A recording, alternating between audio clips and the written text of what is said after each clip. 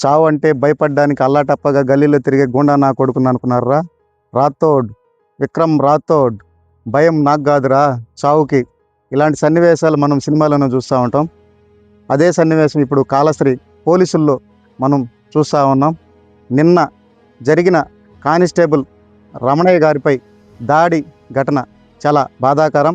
ఇద్దరు వ్యక్తులు అతన్ని కత్తితో పొడిచేదానికి ప్రయత్నించగా అతను ధైర్యంగా వాళ్ళని ఎదుర్కొని అక్కడ ప్రదర్శించిన అతని సమయస్ఫూర్తికి నిజంగా మనం అతన్ని గర్వించదగ్గ విషయం.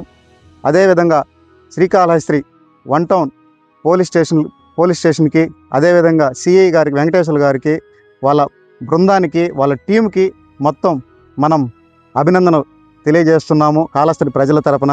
ఎందుకంటే ఘటన జరిగిన వెంటనే అప్రమత్తమై కొద్ది గంటల్లోనే వాళ్ళని అరెస్ట్ చేసి ఇటువంటి ఘటనలు పునరావృతం కాకుండా చర్యలు తీసుకున్నందుకు వారిని అభినందిస్తున్నాం. అదేవిధంగా మన ఎమ్మెల్యే బొజ్జల వెంకట సుధీర్ రెడ్డి గారిని కూడా అతన్ని కూడా అభినందించాలి. ఎందుకంటే ప్రజల భద్రత పట్ల ప్రభుత్వం పోలీసులకు అందిస్తున్న సహకారం చాలా గొప్ప విషయం. ఇలాంటి విషయాలు మళ్ళీ పునరావృతం కాకుండా ఎమ్మెల్యే గారు కూడా కఠిన చర్యలు తీసుకుంటున్నారు. కాళహస్తి ప్రజలకి తెలియజేయడం ఏమనగా, శాంతి భద్రతల విషయంలో ఎటువంటి అపోహ వద్దు. మనకు ఒక మంచి గొప్ప లీడర్ ఎమ్మెల్యేగా ఉన్నాడు. ఇటువంటి ఘటనలు ఇంకా జరగబోవు కూడా.